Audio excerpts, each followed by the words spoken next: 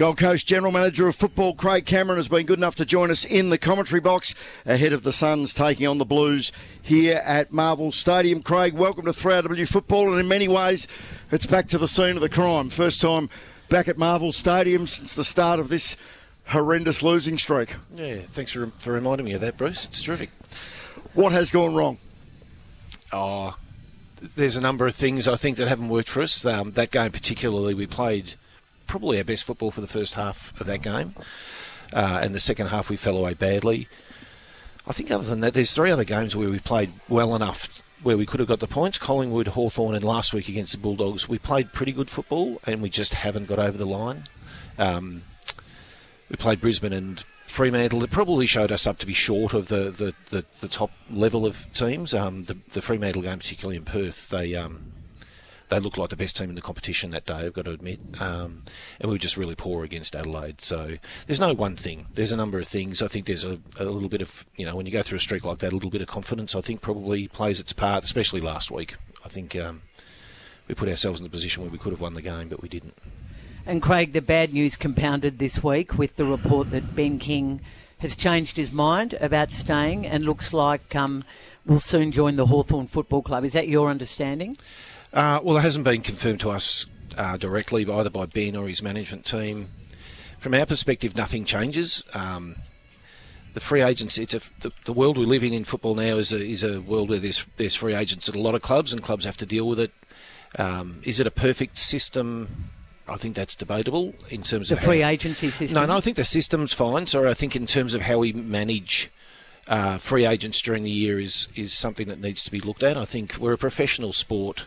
I think we've got to get to the point where we actually just deal with the fact that players will move. Some players will move in their free agency year. And from our perspective, that's the way we're approaching it, that players will make a decision, and the number one thing they need to do is they have to play the way they need to play for the football team while they're contracted to us. But what do you mean? What would you change? Internally, I wouldn't change anything. I think we just need to get to it. You look at rugby league. Rugby league deal with players moving a year out. They actually understand the system a year out. So I think clubs we need to get to a point where we're comfortable actually having or knowing that in a concrete manner. Whereas I reckon now we sort of half don't get told the truth, and we almost ask players, clubs and agents to not quite tell the truth to each other. I think we just need to grow up and accept that we have free agency. Some players will move. The season's still important in itself, so we just have to let them play, and we have to deal with it. And yet, you were confident at the start of the year, yep, by all reports that Ben would re-sign.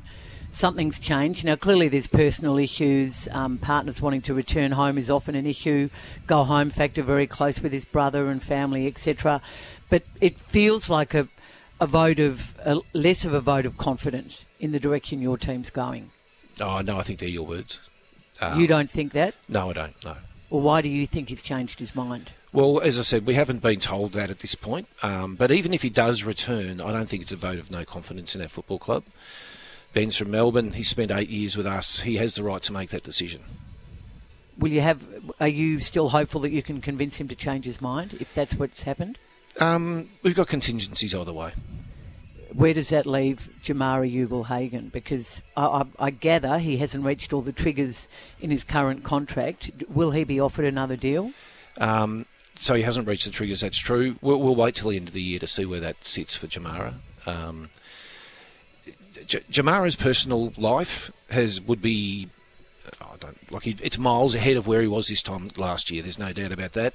I think what he's found out is that having 18 months out of football, not living the right lifestyle and not being in an environment that helps him be his best, makes it really difficult to step straight back into AFL footy. He's had niggles along the way. He had a bad knee, a bad ankle. Sorry, he had a clean up on his knee, a bad ankle.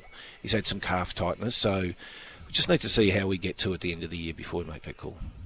Can I ask you about a situation that's sort of out of your control, but you've got to manage it?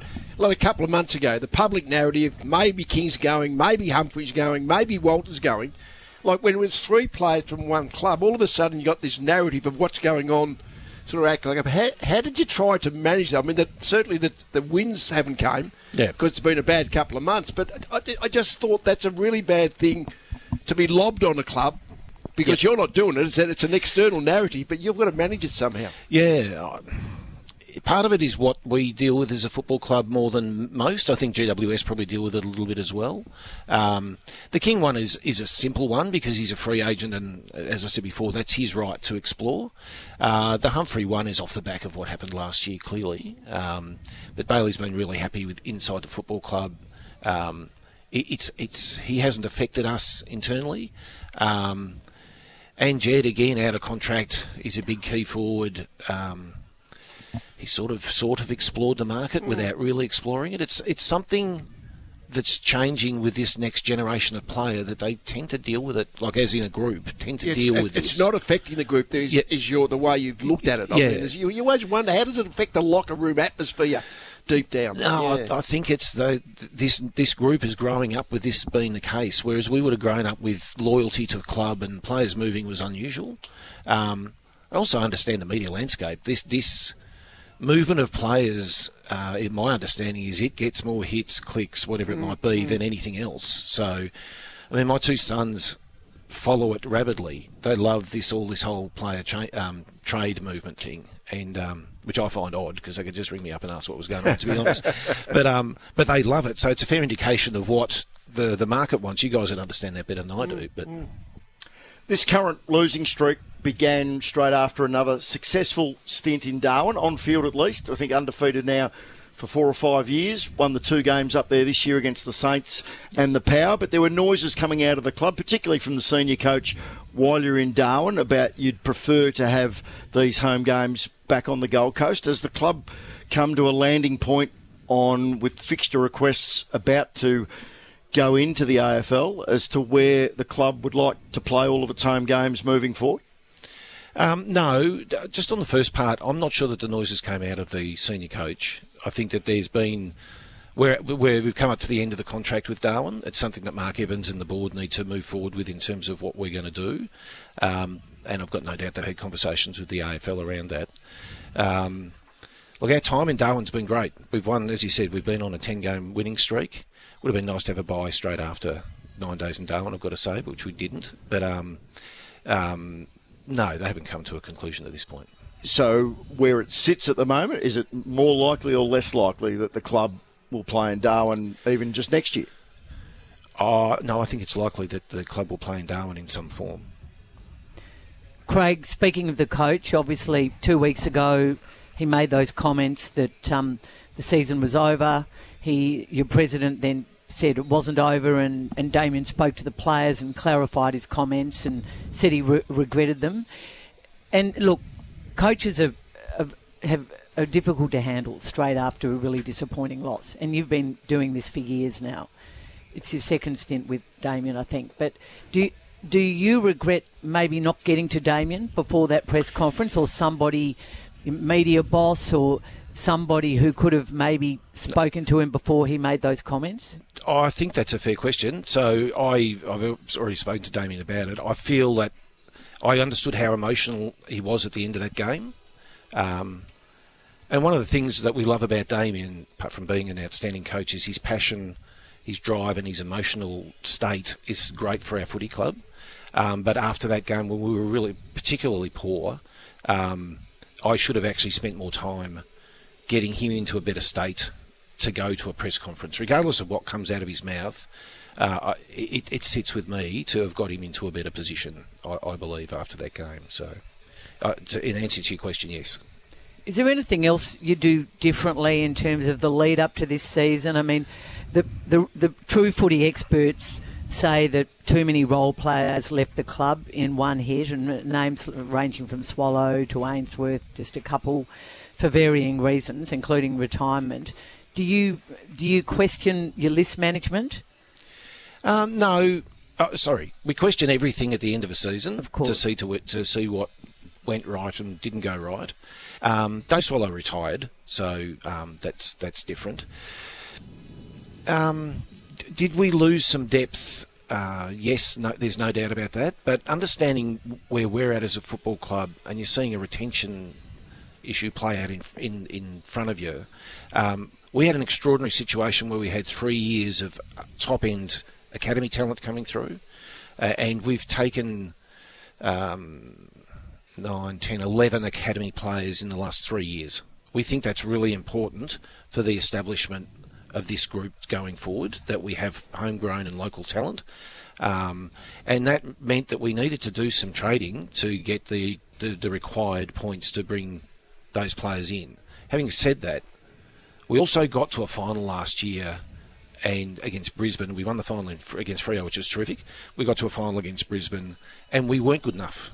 And we weren't good enough, and we felt that the group that we had wasn't going to take us the next step on its own. So while we brought in some younger players, we also brought Christian Petrarca to the football club, so we brought some experience in. I've answered this in a roundabout way, but I think we had to do what we did last year. On the on-field stuff, I mean, from being a fantastic clearance team, that sort of has dropped off, and Matt Rao has probably led that, and he's dropped off compared to his last year. And Jared Witts has obviously been almost overlooked a little bit for Ned Moyle. I mean, in terms of the combination of all those things, the kind of the end result, which today you're going to have to do well in the clearance battle today. Yep. So is Jared Witts just a victim of the centre bounce ruck rules, or what's the situation there? Yeah, a little bit. I mean, we also knew that this time with Ned Moyle improving and Jared getting to a certain age was going to cross over. We probably didn't think it was going to be quite this quickly. There's a number of rule changes that have impacted the impact that ruckmen have, and I think Collingwood have gone through a similar process themselves. And so I think it has affected centre bounce for us. And on top of that, Matty Rao got a pretty bad finger injury in that state game, which set him back. And then he got a syndesmosis type injury to his ankle, which he's just getting to the end of. So he's played under duress for most of the year. Craig Cameron, head of football at the Gold Coast Suns, our special guest on 3AW Footy Preview on this Saturday afternoon. Just a few more, Craig, before we let you go, and we do appreciate your time today. Sam Mitchell, the Hawthorn coach, was quoted as saying he would have an issue if Ken Hinkley was in the Hawthorn rooms in his media commitments ahead of the end of the season. Would the Suns have an issue if Ken's working a Suns game for Fox Footy between now and the end of the year, given he's now a rival league coach? You put me on the spot there, Bruce, because I don't have a position from our senior coach on how he'd feel. Tassie aren't playing next year. I'm not sure that we'd have a major issue. I mean, obviously, you'd have to stay within the bounds that all media people do when they go into the rooms, but yeah, I'm not sure we'd have a major issue. Craig, you have one of the best indigenous records in the AFL with the number of players you've got there, with your indigenous PDM, Jared Harbrow, one of the most admired. Have you got the best leadership program, given the relative youth of your leaders? And would you look at that for next year? So we've got the same leadership program we had last year when we won 15 games and went into the finals. So Alex Rance ran our leadership program, and it's augmented by Paddy Steinfort as well. Same thing this year. So we've got Alex Rance, and it's augmented by Paddy Steinfort, who works with some individual players. But you've lost some older players and some older leaders. That's true. So Noah's a young leader, there's no question. So whatever we can do to help him grow in that space, and this year, in an odd way, this year will actually help him grow because he's dealing with something that he hasn't had to deal with before. You know, his trajectory as a leader has been pretty lineal, and all of us as a club have faced a level of expectation that we haven't lived up to, and that's going to help us all grow, and it will help Noah grow. If we can do something to make that better, obviously we'll look at it. The strength of the leadership group always, like the captain is the figurehead, I know that, but it's the strength of your 7-8 leadership group seems to me the most critical thing for off-field and on-field performance. No doubt, and to Caro's point before about losing some of our older players, it's possibly where that's got eroded a little bit in terms of Noah not having an older head like a Dave Swallow or an Alex Sexton or whoever it might be. That's where I'd say it's hurt more than the actual physical performance side of things. So, yeah, if we can find something that would help that, then yeah, we would. But we've been pretty happy with what Alex has done. I mean, we can't just measure Alex's leadership program on wins and losses because last year we won 15 games. So there's a balance to all of that. And for how tough the last 2 months have been, you win today, you bring the form that you've brought against the Bulldogs last week for the bulk of the game.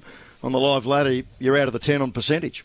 Yeah, well, I mean, the important thing is for our footy club, winning's got to matter regardless of consequence. So, yes, it keeps us alive, but even if our season wasn't alive, we've got to start winning games regardless of what the consequence of them winning is. It's important for our football club. And last home game of the year next week. It's a tough run in. You've obviously got, I think, a trip to Canberra, back here against the Saints in the last round, a trip to the Gabba, but anything special planned for final home game of the year against the Demons? Hopefully a win, Bruce. that would be special enough. Yeah.